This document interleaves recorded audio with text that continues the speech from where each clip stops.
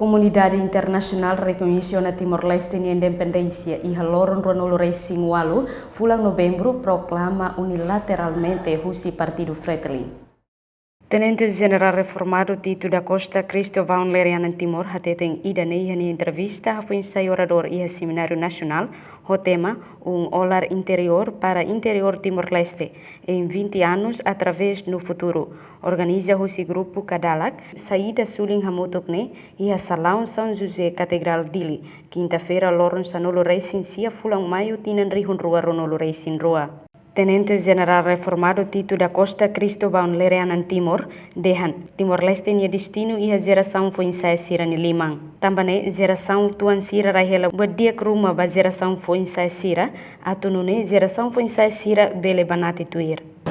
Awal no Inglaterra, awal muda, os líderes, os componentes da nossa nação também, o loro ame nebeke ulu au fono, remata fono, unidade nós, lá da DAO. E pelo menos para a minha preocupação, marca futuro e tinha geração foi insacira. E a nessa vai bem que dia katakan Timor-Leste ni destino e a geração foi insacira.